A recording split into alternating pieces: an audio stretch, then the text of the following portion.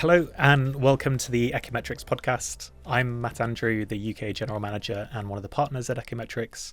And today I'm really glad to be joined by Marine Gissy, the Global Media Lead at AXA. And we're going to be talking about attention and all of the KPIs that sit around attention and generally how to bring it to life in real media activation and to measure and understand the impact of that and how to steer an organization to actually embrace planning with attention as a topic. So a really important topic in the marketing space right now. It's been around for a number of years that attention is important, but actually how to make it really stick and to really steer and plan media activation with attention at the center is still new for a number of different companies. So as a practitioner in the space for a number of years, Marine's really pioneered the use of attention metrics within the work at AXA and within the measurement stack to understand when it's applied, what's the impact of that, and how it flows through to continually improving overall performance. So lots of great experience to draw from today. So welcome, Marine. Thank you, Matt, for having me in this lovely sunny London. So I know now it's not a legend. We can have sun in London, so it's good. Thank you for having me. Occasionally. So attention's a pretty big topic in this space. There's a lot of kind of variation and nuance to what we mean by attention, the different metrics and KPIs and technical providers that sit behind what make up the attention ecosystem. So before we get too much into the technical detail, for those that don't know, for those that haven't looked into this space too much, can we start by defining what we mean by attention, what we mean by some of the metrics in the space, and for you, what are some of the important things to consider for media planning? Yeah. Attention has been there for years now. It's kind of like living in the rock if you haven't heard about attention. But what is fairly new, and when attention get my attention, it was in 2022.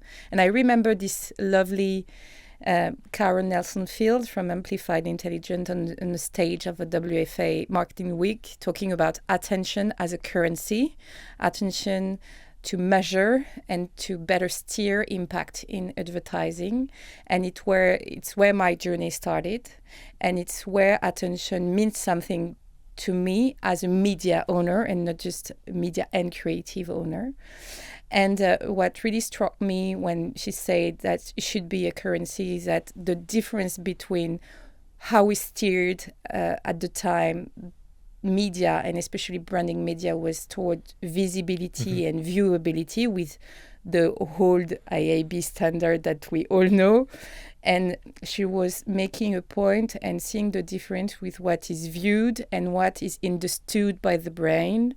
And all our research was really based on neuroscience and how neuroscience can help marketers like us to deliver the message in a very cluttered environment. So this is why she called attention as a currency. And especially she talked about very basic things that are basic but still, like for example, size matters. And I'm sure I was pleased to do this joke, but sure, it matters. It matters when you are in the street looking at a big OH, it will trigger your attention better than a small OH. Yeah. And of course, the size matters versus the size of the screen also, because you can have a tiny banners in a large screen that won't trigger your attention neither. She talked also about the power of the sound. Sounds triggers also a lot of attention, and also how brains can have this message understood if it's vertical, horizontal, and what kind of message they can proceed also with the shape. So it's where we started the journey. It is where attention became something tangible for media owners to be used. Yeah. And so that kind of attention versus viewability mix is really important, because there's still so many people that are working on, how do we maximize our view-through rates, for example, versus just how do we get people to attend to an ad or attend to a creative. But what do we mean by attention, right? actually, what do we mean when we say for someone to attend to it, and what do you think about in terms of what you're trying to achieve with attention? Because for some people, like Ehrenberg Bass talk about change in heart rate as a signal of attention. Yes. And then you have people like Mike Follett from Lumen, where attention can be measured with the kind of eye tracking and the amount of time that you spend looking at something in particular. So for you, what's important for you? What are you trying to? What for you is the thing that you're really trying to get when you talk about planning for attention? It's a really good question. What I really try to get is better bottom line results, so better long-term sales. And what I'm trying to get is to have a metric that I can really help me to steer these bottom line results. And so we tried a lot of things. And what we tried, we tried a way and we tried another way, and we see if the recognition of the ad is better or not. And so it's regardless of if we are using eye tracking or heartbeat or everything, is how we can make this recognition better and how we find the right methodology and metrics to measure that we can improve those bottom lines. Okay, so when we go through the rest of this conversation, we're really talking about, did someone recognize that they saw an ad? Yes. And did they know that the ad was for AXA? Exactly. Basically. And recognition and attribution. For you, attention. Totally. And so why isn't, what's the purpose of the metrics? What kinds of decisions are they influencing? How are they being used to influence? I mean, this is kind of the big piece of how do you go from attention as a concept and some metrics with a whole suite of different providers, which we'll come into. But like, what are you actually doing, and why is it important now? I feel it's super important. We really use the attention as a philosophy. It's like it was 3 years ago when we really say, okay, now we want to work on attention. And then we started to work with WPP on really scanning the market, Amplify Intelligence, Lumen, all Adelaide, everything that, how they measure attention, how they can help, what are the attention guidelines that we can implement. And we started to draw for the first year an attention roadbook and say, okay, here are the main things that attention is driven and how we can implement it on our campaign in the first year, and how we can measure it's working. So even in the offline world with the recognition, or in the online world with all the metrics we will talk about a bit later. And so what is changed is that attention philosophy commands two very bold thing. Is that first, it will always privilege quality over quantity. So it will demand that you are investing in much more size, so big screen, but you also invest on qualitative placement. So we decided, for example, on the TV to buy more positioning breaks, more prime time. It will also say that when it comes to OH, maybe it's better to get bold rather than small. So everything that qualitative placement is better than just quantity that might be waste. And the second thing it will command is also to put customer at the heart of our media journey. And it's really important because everything is based on neuroscience, and it's really the brains, what we want our customer to understand on our advertising. And so where and when the brains are available to have those messages delivered. So as media provider, work on the containers and saying, for example, it's an example I take every time, but when you are reading an article on your mobile phone, you don't want to see a video ad. It's annoying. Yeah, You're just like block your screen. It's blocking your screen. It's blocking your flow. It's super annoying. Maybe you are more available at this time to read content, or maybe to have an interstitial with a clear light message. that will trigger your attention. But when you are in cinema, you have bought ticket, that you have your popcorn, that you will have a big screen and you are available to watch beautiful ads, because we have also beautiful ads to watch. And so this is what we call the mental availability, and attention will always command that. So you have the right shape and format at the right space, so it triggers also attention.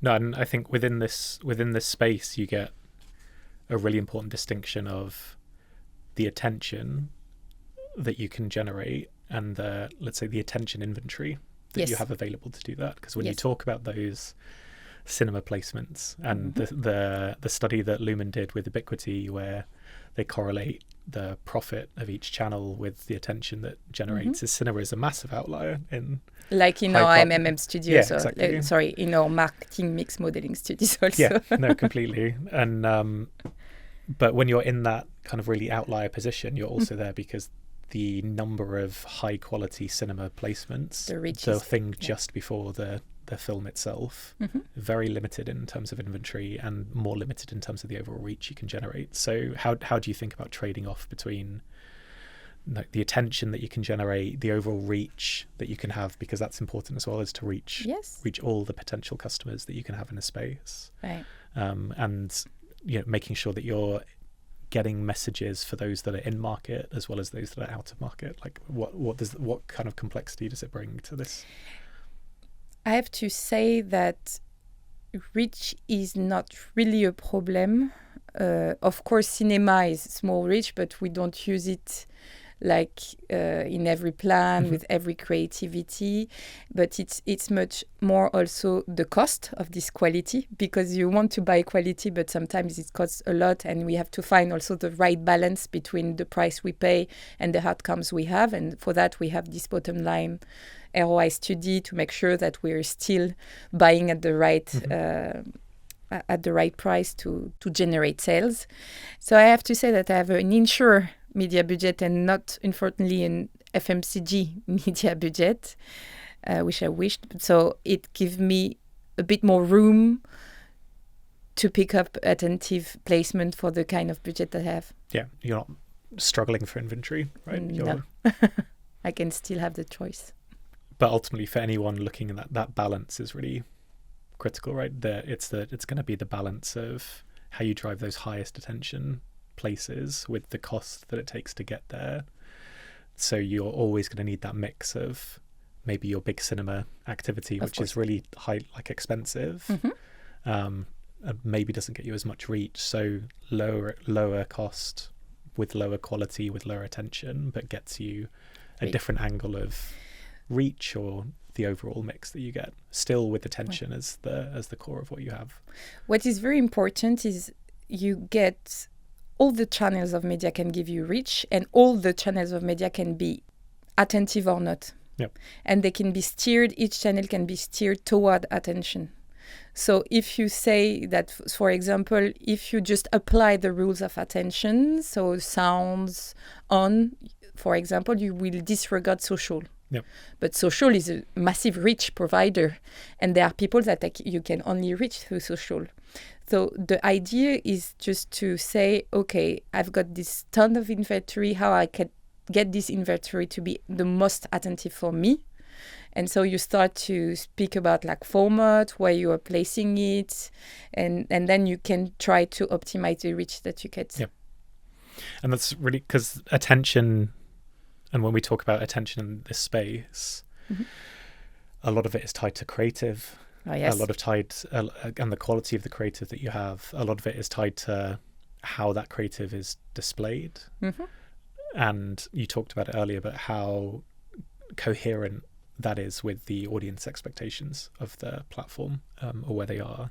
So, we're never talking about the whole, we're not talking about capturing all of that diversity and richness of the creative and media journey, right? There's choices you're making in terms of which attention metrics or which creative metrics you use to steer. So just to who's in the space, what do they bring, like what are the choices and the choices of metrics that people have out there, and what have you chosen to kind of steer and orient your decisions around? This is a good question. So we have two types of partner in the market, and there is the media attention focused partners, which are the big guns that we all know is Lumen. We worked with Lumen at the start. It was our first attention measurer. And so with Lumen, we have done the first year attention study. At the time, it was like you run a campaign, you measure it, and then afterwards you get some learnings and you apply for the next campaigns. Now we have Explain, which is basically the same methodology as Lumen, but it's giving you live data. So meaning we have by placement, by creative, the level of attention, and we can really play with the figures and optimize on attention, and it triggers a lot of good conversation. For example, if we had this crazy conversation like, should we buy a 30 seconds or a 20 seconds? Of course, the 20 seconds is cheaper, but the 30-second creative is maybe more engaging. The people will be more staying with us. And so we run head to head, and we have this bottom line cost per video view attentive and the number of attentive seconds on each creative. And we decided that the 30-second was better because, yes, the view through rate of it was better and the cost per attentive seconds was better because there was a lot more of seconds where the people were staying with us. Yeah. So this is on the media side. And on the creative side, there are also some players like Real Eyes. We have done a study with them also, trying to understand how much weight the creative is playing on our bottom line results and how we can optimize also the attention of the creative. And there are also other players that we know but we haven't worked with, like System One. And we are also using our media partner Explain to give us some insights also on the creative part. Yep. Meaning they have this study that say, okay, what is the minimum attention time I need per format, per creative to trigger attention, recognition, attention as recognition and attribution. And for example, we discovered on one of our formats that it needed a minimum of 8 or 9 seconds to get attribution on this format. And we did it during the campaign, this study, and we say, okay, for this specific 20-second format, we need to steer the campaign so it gets a minimal 9 seconds of attention, 8 seconds or 9 seconds attention, which was big. So we decided for this specific format to kill every skippable placement and just use non-skippable placement. Yeah. So really like very actionable outcomes that affect the media choice that you're making. Yes. With the data that you get from the creative and then that kind of live steering that you get from attention metrics that come from the placements that you have. And generally, when we talk about most of these attention metrics for the day-to-day steering, that's kind of rules-based outcomes, right? They're built with generally eye tracking data or panels or things like that.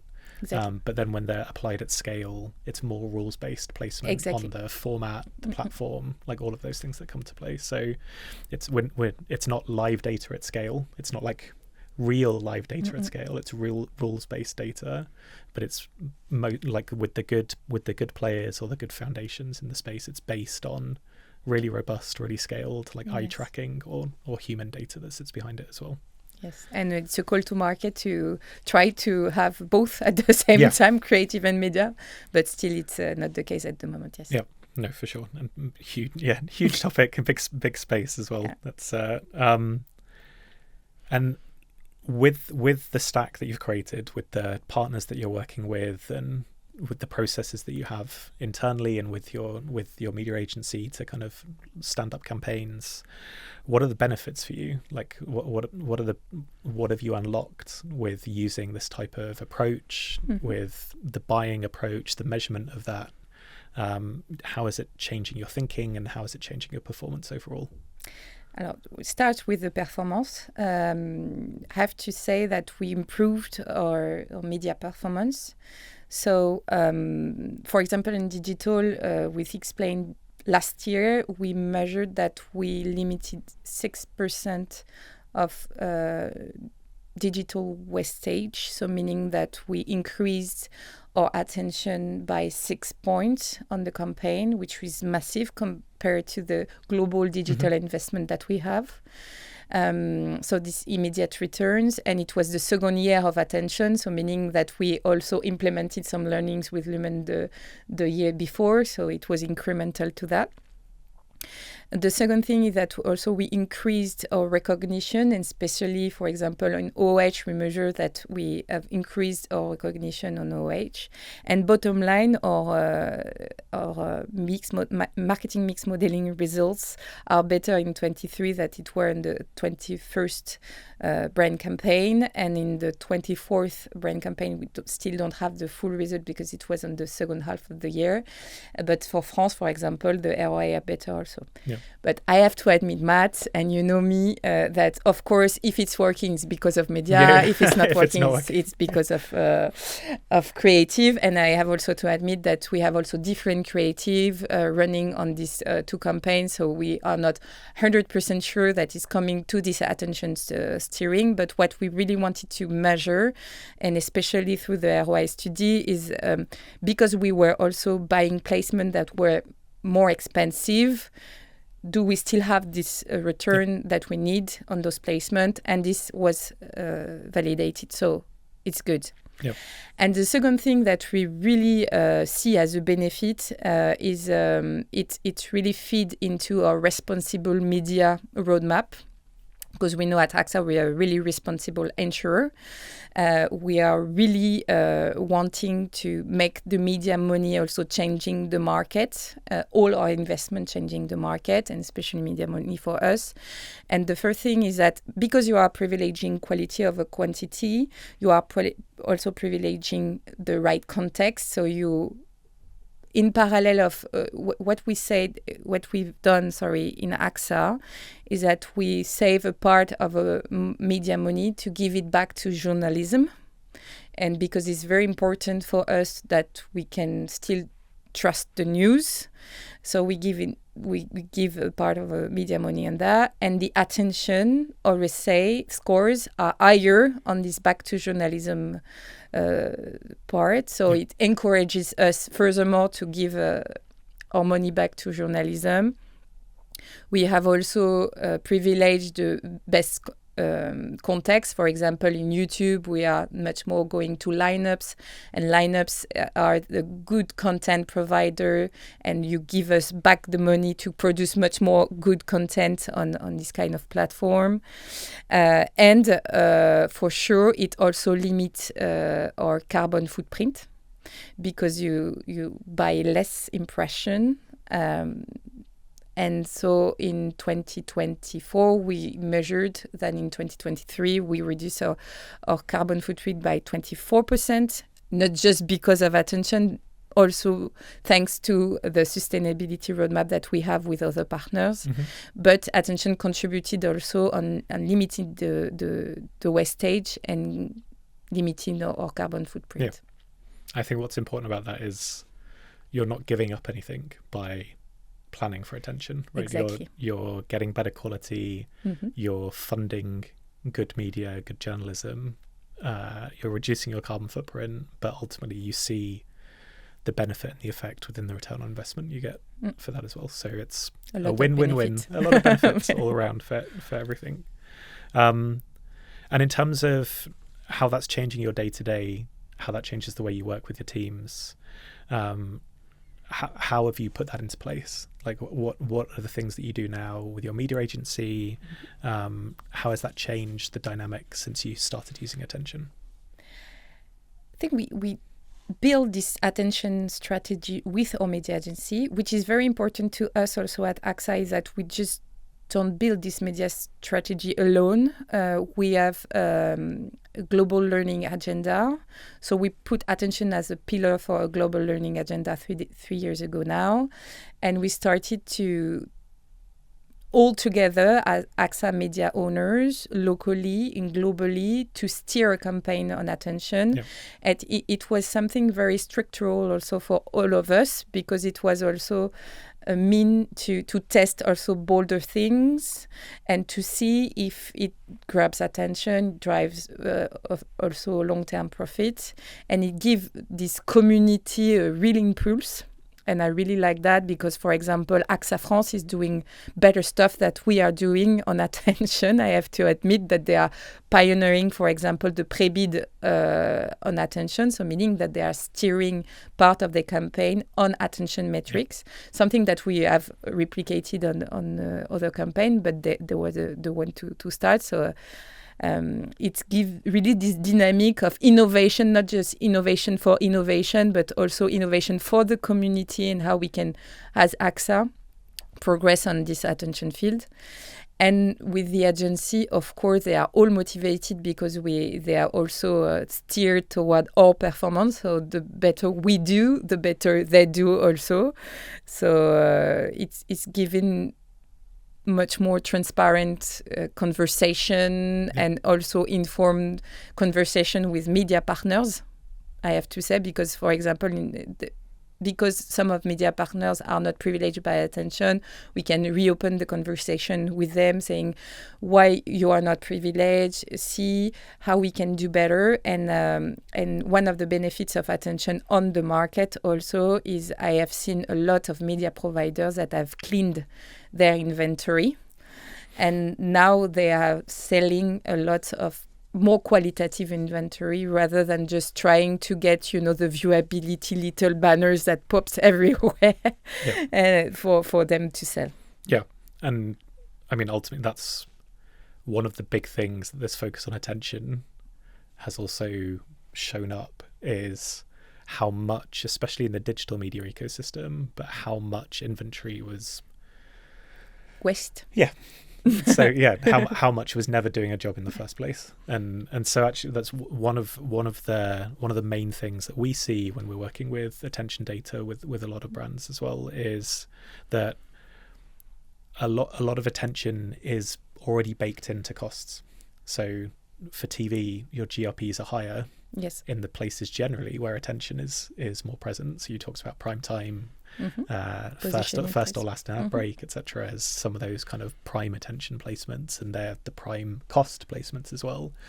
So attention comes with cost and quality that sits behind it, but it also is measurable in that you're not having the wastage and you're having the return on investment that sits behind it as well. And this is why you need to just test and learn. And sometimes you make mistakes, but of course, it's for the community also, some mistakes. So let's talk about some of those mistakes. So what do you think for people who are considering using attention metrics? Like, what do they need to watch out for? What have you learned? What are the risks and limitations that have come from some of those, mistakes along the journey as well? I think the first thing is that you don't have to fudge the creative or media placement just for attention, because otherwise you will just, for example, completely disregard social placement where you get a high reach because it's just sound off. So you have to be careful also on not just buying non-skippable or just buying on big screen and disregard mobile. So you have also to follow where the audience is and remind that you have to think customer first. The second thing is to have the right KPI by platform. Attention is not just a unique KPI. Of course, we are steering our attention globally on a media plan on one KPI, but you have a way to steer attention on each channel. And for example, if we take back social, maybe it's not the attention per se that you will say the second of attention that you get on one creative that you're gonna look at, but just more the cumulative attention that you can have for a campaign.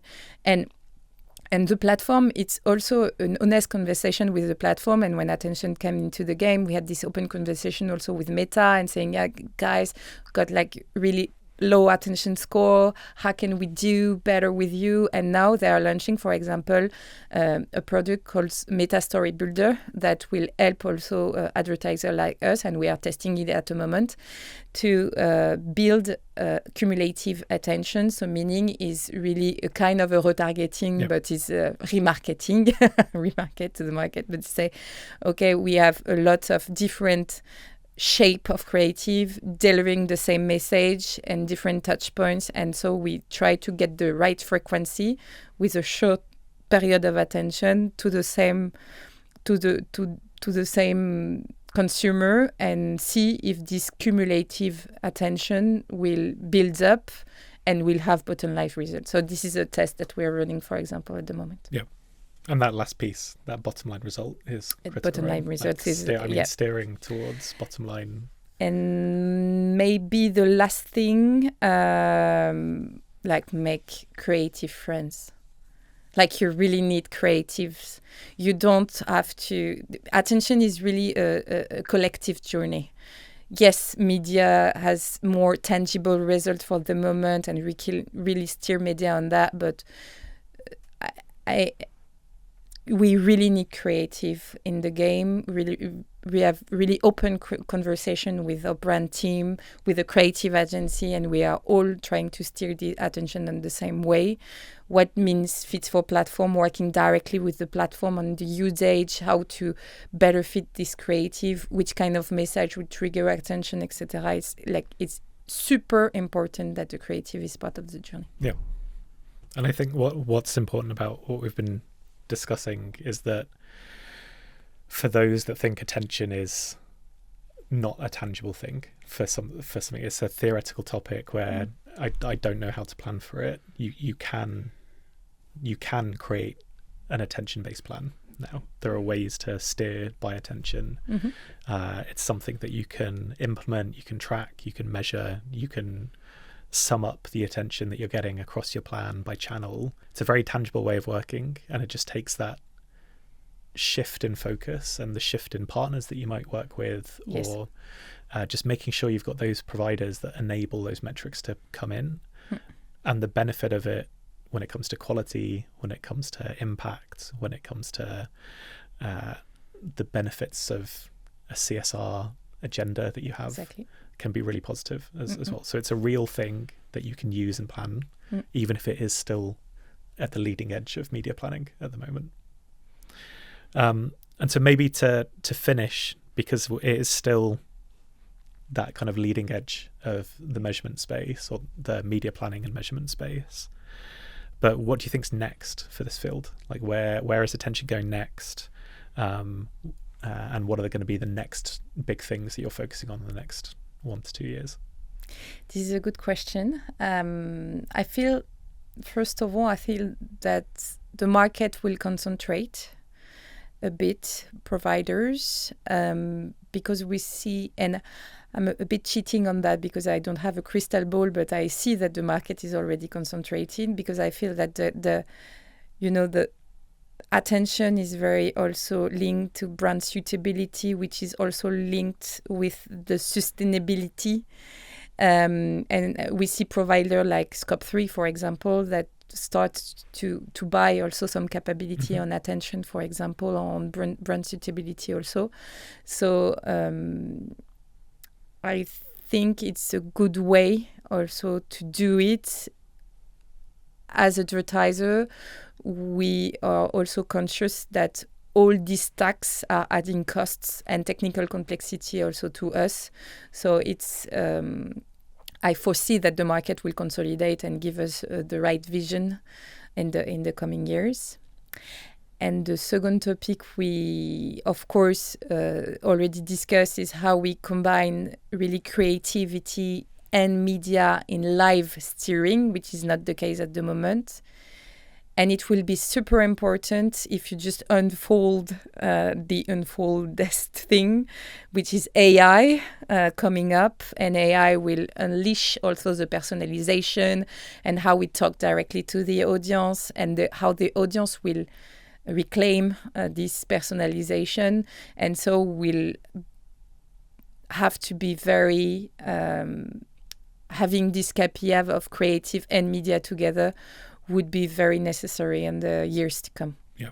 And that area of like live adaptation of creative with attention pre-bid is not far away, right? And I think there's examples of brands that are already doing some of those things. They are already doing, and we are not far from doing it also. And so you pre-bid for a good placement in attention. You have the good, normally personalized creative come to the right attentive placement, which is good, but you don't have the attention media KPI will say, okay, good job, well done. But how do you see if this personalized message is also touching the right audience, having an impact on the audience? And is here that I feel would, again, a call for market to consolidate the two metrics together. Yeah. And if you're going to leave one piece of advice, or it can be a few pieces of advice, to anyone that's looking to start or go further with attention, what are the things that you'd say for them to consider? What do they need to consider the most to be successful on this journey? The first thing is think bottom line. Okay, you cannot measure everything. You can steer, but you have to think bottom line. You have to have a learning agenda on that, and to be clear of what you are testing, how you are testing, how you want to influence your bottom line. This is the first thing. Of course, avoid the over-technologication, over layers. You have to measure it, and you have to make sure that there is no a lot of tech stack going under. Make your choices, work with one partner, selected, and work hand in hand with that. And of course, have a creative buddy, which is crucial. Okay. Well, thanks so much for joining us today. A huge amount of experience in the area over the years, the 3-year journey that you've had at the really leading edge of attention in media placement. I'm sure it's been really interesting to hear, both for those new to the podcast and for those that are wanting to go further in attention as well. So some really great insights, some really great pieces of advice that we've talked through. And to our viewers and listeners, thank you again for tuning in. Hope you found the conversation really valuable. For more of this, you can go to our YouTube channel or anything from your normal podcast provider. And please, you can go to ekimetrics.com, where we have a wide range of papers, articles, digging into different topics like this. So thanks again. Thanks, Marine, for joining us. Thank you, Mike, for having me. And we'll see you on the next podcast.